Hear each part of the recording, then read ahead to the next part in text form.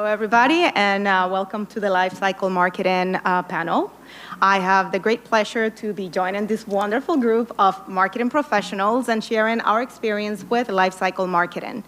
I am Paula Boltniew. Thank you for the quick intro. Director of Digital Products at Fireblocks. Just as a way of introduction, Fireblocks is an enterprise-grade company that allows financial institutions to trade in digital assets.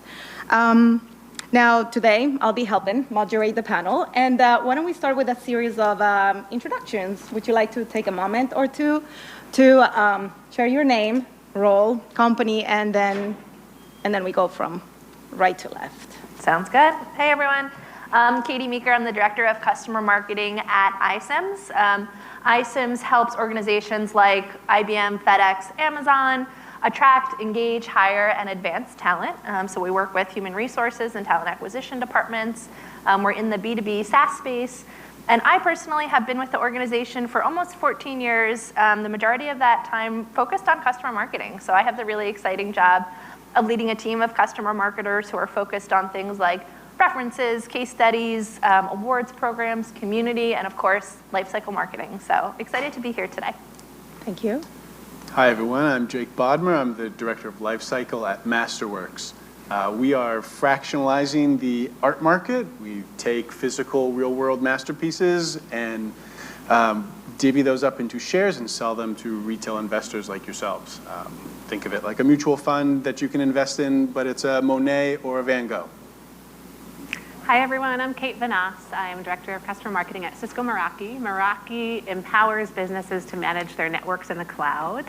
I joined Cisco Meraki about 2 years ago and was able to start the customer marketing function. So we look after voice of customer, so our advisory boards and EBC and NPS programs, advocacy, and lifecycle. Wonderful. Thank you so much. We prepare a poll through Slido. So if you can help me pull it up on the screen. So we want to see where everybody is on this lifecycle marketing journey. So if you can take a second or a moment or two to answer the questions, that would be great. Oh, that's an interesting. Great. Oh, bless you. Bless you. Wonderful. Love to see these results. So similar polls have shown that about 40 to 45% of respondents do have a marketing, lifecycle marketing program, but that are still on the early ages. And then about 5% of companies do have a mature program. So I'm happy to see that about 6% of them do have a mature program. I'm surprised to see that many of us have not started, but are planning to do it in 2023. So kudos for you too. So as the panel description said, lifecycle marketing is the process of understanding your customer's lifecycle journey from end to end. Many would argue that it starts with a simple marketing exercise, but where do you really start? And Katie, maybe you can get us started with that question. Yeah. So I think with any program that you're trying to start from scratch, the first thing that I always recommend you do is figure out what your goals are. What are you trying to accomplish with having customer lifecycle programs? And I know we've talked about this a couple of times today. Customer marketing is absolutely invested in the success of our customers. We don't own it, we support it. There, in my opinion, is not a core owner of our customers. And so when you're thinking about a program like this that really does impact the customer so much, think about who those other folks are in the organization that care too.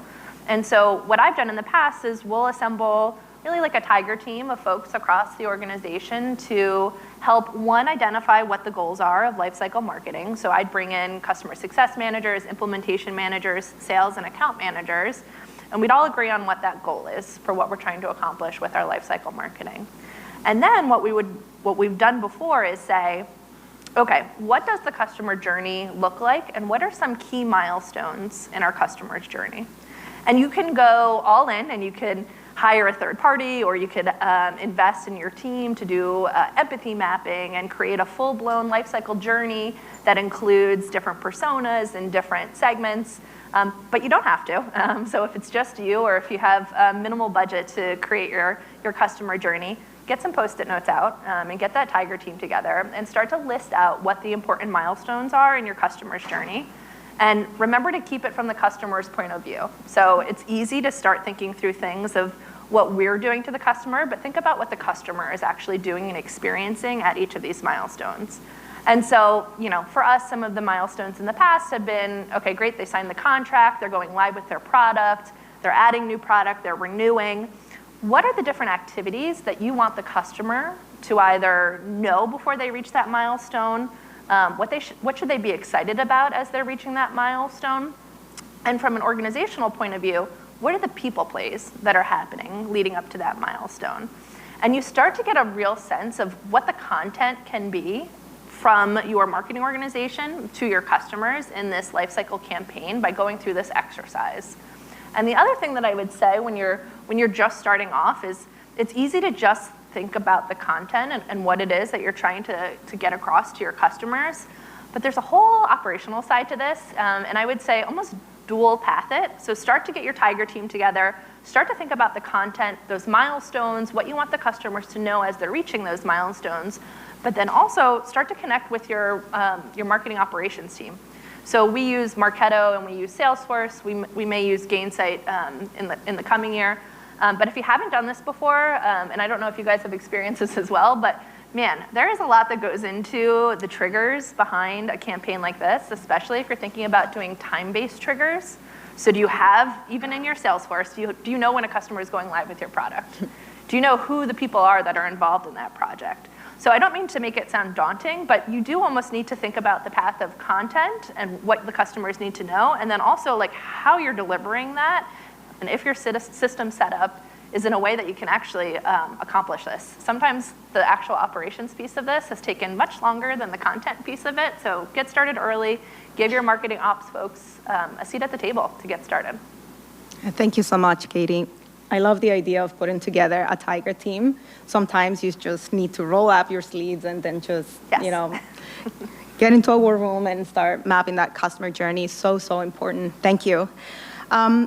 So for me personally, one of the things that I found the most challenging, especially in this role that I am today, is fully understanding the ideal customer profile and buyer personas in a world where everything is so new and everything is changing so fast. So I work for a company that supports financial institutions to sell digital assets, crypto. Everything is the Wild West. So think about doing a customer journey exercise in the metaverse. So as you think about your past experience creating and launching lifecycle marketing programs, what are some of the biggest challenges that you have had to overcome? Was it something around changing the mentality within the organization and letting them know that, hey, this is important, we need to do this? Or it was a matter of finding the right executive or getting cross-functional support? Or was it finding that aha moment that in your customer's life cycle journey? Jake, would you like to take that question? Absolutely. Thank you. And honestly, I think it's all of the above, everything you just hit on, and I will probably second some of what Katie said a second ago on. Some of the biggest challenges any lifecycle marketer faces is that the executive team buy-in and having the patience to really work the program from start, getting it off the ground, being able to analyze the metrics that are coming back to you and making clear, data-driven decisions. So oftentimes people want to say, oh, where's the silver bullet? Where is the thing that will drive and make a huge change in our business overnight? And unfortunately, that very often isn't something that even exists. It is, the collaborative team effort or the Tiger team of where are my data engineers and my data scientists? Where are my product people, my creatives, my copywriters, and my marketing realm? Get them all in a room together, get buy-in, and start building out programs that fit your business need and your customer's need. What are the values that you need to drive to your customers to get them engaged, to move them from a lead or prospect into that kind of flywheel that is now Lifecycle of engage with them, get them bought in, and keep them engaged over time, retain them, and really drive that lifetime value. I always kind of harken back to find the aha moment of your brand or your business model. What's that key unlock that a customer has to do? Some sort of action that really moves the needles from them to say, I like this brand, to I love this brand. And I want to advocate for this brand and become a brand loyalist and somebody that then can spread that message for you. And that's the best kind of marketing any of us could ever hope for, is when somebody says, hey, I have this cool brand that I'm using or I bought, and you should too, because you're my friend or a colleague, and I highly recommend this. Wonderful. Thank you. I love the idea of finding the aha moment, and that is so, so critical. There's nothing better than having your customer tell the story. It's tricky, and sometimes you hit that wrong moment a couple times until Yeah, you find well, it, and that's okay too. You learn, right, through that process. Great. Thank you so much. So lifecycle marketing KPIs are typically associated with predictive analytics based on the business overall performance. So you start hearing a lot of things around the number of new customers that you brought in that quarter, retention rates, upsell rates, cross-sell rates, you name it. A school of thought suggests that you ought to be thinking about interconnected metrics, such as NPS, Net Promoter Scores, or, for example, other measures around customer satisfaction and customer loyalty. Now, what does success looks like? That's a loaded question. So, or perhaps you can share some of the wins that you've seen during as you launch your lifecycle marketing programs. And maybe, Kate, can you help us answer that question for us? Yeah, absolutely. I think true nirvana here, we've heard it in the room earlier, is getting to the point where you can show how your programs are influencing revenue. That's really what we all want to do, but it can be really complex. So in lieu of being able to identify what is that customer health metric, how are you impacting lifetime value, there's some other more approachable things to think about. So even taking advantage of things like contact scoring through your marketing automation platform like Marketo, you can really start to dive in and realize what are those moments and those milestones that your programs can influence, and how can you then report up. And it's less about activity and more about drawing that line to revenue. Another thing to consider, and this one's a little bit controversial, but we need to shake things up here before lunch because you're probably all hungry. Think about establishing a control group. And this would be a group that you wouldn't touch with your lifecycle program. So you would only send to this audience things that were mission critical, and see how their revenue fares compare to their cohorts that aren't benefiting from your lifecycle marketing. And it's a hard exercise to do as a marketer because you're taking people away from your universe. But if you really can draw that correlation, it's very powerful. Oh, wonderful. I like that idea a lot. So we have one final question for the panel here. And would you take a moment to share a big lesson learned, a best practice, or just what's next on your journey in lifecycle marketing? Maybe we can start with you, Katie. Sure. And go that way. Sounds good. I'm going to maybe answer it both ways. Best practice that I've learned from lifecycle marketing: one, start small. Don't feel like you need to boil the ocean with your lifecycle marketing campaigns. The first one that I did at iCIMS, or that my team helped do at iCIMS, was it was called Learn, Grow, Love, which I now realize sounds a lot like Live, Laugh, Love. And yes. I guarantee that we predated that. And no offense if anyone has that hanging in their dining rooms. But the goal was, okay, learn was you're coming out of implementation. What is everything that you need to learn? And it probably included like 3 to 5 emails in that campaign. Grow was how are we getting them to add more to their system, to really come into their own with their partnership with our organization and really grow their own careers. And then love was how are we generating advocates. And kind of each of these were 3 different campaigns that were meant to all come together. They all had 3 to 5 emails. The first one probably took 3 months to get off the ground. So don't feel like you need to have your full customer journey and everything executed right from the bat. Think about it like a roadmap. What's your mission critical area? Your customers, not for nothing, are most likely not going to know where you're starting in this life cycle journey, because a lot of them have been along the ride for quite some time. So they're not all going to get it from the beginning. And then the other thing that I'll add, if I have, we have a couple minutes. For kind of what's next is, we've talked a lot about, I think I've shared quite a bit about like email being the key vehicle for customer lifecycle. One of the things that we just launched was actually taking a look at our customer programs and saying, how do we simplify all of the different customer programs, like references and awards and advocacy and cabs, and say, okay, let's simplify this, let's think about the whip for the customer, and then let's also figure out where this aligns to the customer journey. So we kind of took a page out of like a more traditional B2C loyalty handbook, like the United Airlines Mileage Plus program or Madewell Insider. And we said, okay, when you're just starting with your journey with iCIMS, become a community member. And here are some of the perks you get as a community member. You're going to get a badge that you can put on your LinkedIn profile. You're also going to get some collectible stickers and pins that you can put on your lanyard at a conference.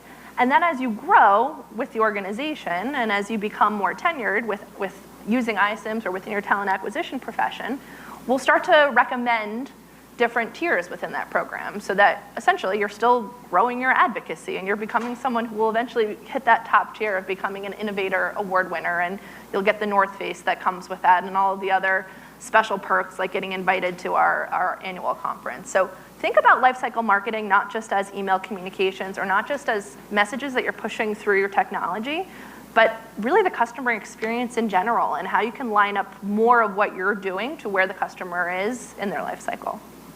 Yeah, thank you, Katie. I think one of the things that you mentioned before is that you mimic a lot of the programs on the B2C world. And if you look at every single one of us, we're consumers. And so a lot of those consumer experiences are now you're expecting more in the B2B world. So I love the idea that you took that as a learning and implemented and tested into your programs. Great. Jake? Sure, I think I have to tackle the what's next. Kind of in this day and age where it's all about customer privacy and data protection, I think that plays kind of a critical role in the future of really all marketing. And I think we're going to maybe at that inflection point, or we will get there probably in the next couple of years, of it's not about having the biggest database of leads or even really the biggest database of customers. I think we've come to a shift of it's really about having an engaged audience, whether it's a lead or an active customer, and really focusing on building that kind of partnership and building towards that higher LTV and retention of a customer. And that's where brands are seeing more and more value every year. It's far more economical to keep a customer than it is to get new ones, as you probably all are very aware. And so I think protecting that database of loyal, highly engaged customers and delighting them each and every day is probably the kind of where we're heading. Yeah, thank you. I think there's also a value on, with technology, we can offer more hyper-personalized experiences that are going to heavily contribute to that loyalty piece. So, absolutely, yeah. Wonderful. And Kate? I would give a best practice of really thinking creatively when you're looking across the customer journey for touch points that you can optimize and kind of harvest. For example, if you have a physical product, what's in the box? What's that experience like? How can you make that better and begin to put the customer on a path towards loyalty and upsell and cross-sell? Even live events where prospects and customers are there. Do you have a special experience for your customers? Hold music. I mean, just all these different experiences that customers will have with your company throughout their journey. Thank you very much. I was going to say something and I totally forgot. Something that one of the speakers mentioned around building the segments, building the ideal customer profiles and the use cases, and building and mapping those experiences, because everybody's going to be using your product in a slightly different way depending on what that use case is. So being able to provide that level of connection and mapping that into the journey is super critical. I love that point too, because the other thing, even though you can start maybe more general, definitely think about segments and personas within your life cycle journey. So in our organization, the higher or the bigger the company is, kind of the less digital touch points we have and the more personal touch points that we have from the CSM and from the strategic account manager. The smaller the organization, we almost think of it as like digital suspenders, like we're the program that's holding up the people plays that are happening at scale from the CSM organization. And so it more than likely is not one size fits all. Yeah, very good. And I'll share my view. So I guess, a big lesson learned for me has been immersing myself into the business, right? So a good marketeer needs to understand the business end to end and understand all of those different touch points that touch the customer from even from the point that they turn into a customer to that onboarding experience and beyond. And so as a marketeer, I would say rely on data, make those connections, and drive behaviors that matter and can help make a difference for your customers. So I think that concludes the panel. We moved really fast and made some time, so you guys can go for lunch. Now we can open it up for some questions. I don't actually. Yeah, we have time for one or two questions. The first one, I don't know if I go towards the stage if it'll work better, but the first one is, do you, Kate, for you, do you have any guidance on building out a team, and what were some of the first roles you hired to support your customer lifecycle marketing efforts? Yeah, okay, so to be honest, when we first started off, it was all about customer cross-sell because we were a very demand gen driven organization, we still are, and that's how we had to prove our worth. And again, this is 13, 14 years ago at this point, so there wasn't a ton of organizations that had customer marketing. And so we really doubled down on, okay, let's show our value. Let's create leads around customer cross-sell. I built out a small customer SDR function that was responsible for following up on those leads and then eventually passing them over to the account manager to sell the customer cross-sell. And then we were able to prove that value. That's where we started to say, okay, great. We can prove value outside of just traditional demand generation funnels. Let's show you how. And I think the next thing that we did was more like traditional, like customer stories, references, and advocacy, because at the end of the day, that's what supported sales the most. And so that's where there was appetite from our organization. And then you start to build some momentum and you can showcase, okay, great, well, if I can have a little bit of investment over here, I can help support the customer success organization because we know that they can't have 500 customer success managers, budget won't allow it. So how can customer marketing help the customer success organization scale? That's like a little tidbit of like the journey, but I would say having your executive leadership involved, sponsor you. I was lucky enough to have a chief customer officer that really cared about the customer experience for a long time. And so when he saw the value of what we were doing from a customer marketing perspective, he said, this is a no-brainer. We need to continue to invest here. So find that person in your organization who believes in the value of customer marketing. Let them kind of take you under their wing a little bit. And don't be afraid to present up and showcase all of the great work that you're doing to your executive team, whether that's within marketing or depending on the size of your organization, your C-suite. And then perhaps we have time for maybe if anybody else wants to chime in on what your lifecycle team structure and resources look like. So your employees, their roles, what titles folks have. That was highly up. I can start there. So we actually just have one dedicated lifecycle program manager right now, but they are supported throughout execution. So there's a campaign team that works with them as they come up with the strategy, and there's a creative team and an email team to kind of help with those execution pieces. That is a huge area of growth for us, though, so we'll certainly be rounding out the team. But for today, it's just one person thinking full-time about it. That is often how it starts. Yeah, I am currently in the process of building out our lifecycle communications at Masterworks as we talk. So I am a team of one at the moment, but I have dotted line reporting to both a data scientist and a data analyst, which I think are critical for any lifecycle communications because you need those data points to to ingest into a system, which enables you to take actions and then be able to properly analyze like what are the results you're seeing. but I will be hiring probably for a copywriter, a designer, and then more probably somebody that does more operational tasks within the team. Great. And then let's wrap up with this one. This is for you, Jake. What's an example of an aha moment where a customer goes from like to loving the company? What's your signature tactic there? Well, Is it your sense of humor? no, well, you know, the big thing is it varies from every brand. I worked for an online therapy company recently, and one of the products was couples therapy. Surprise, surprise, the number one aha moment was not the person that initiated the account and started talking with a therapist. It was getting their spouse into the product or their partner into the product. That was the big unlock. We needed both parties to be invested and download the app and log in and actually use it, because if it was just one side of the relationship, shocking, there was an issue. But there was an issue for the company as well, and I think that was a big aha moment for us. That's a great example. Thank you. Thank you all for your time today, for moderating Yes. this panel, for speaking to it. We're going to break for lunch. We have a solid hour, so we'll reconvene at 2:10. But we really appreciate all the insights, especially because most of us are planning on launching Lifecycle marketing in 2023, right? So Yeah. thank you so much. Round of applause for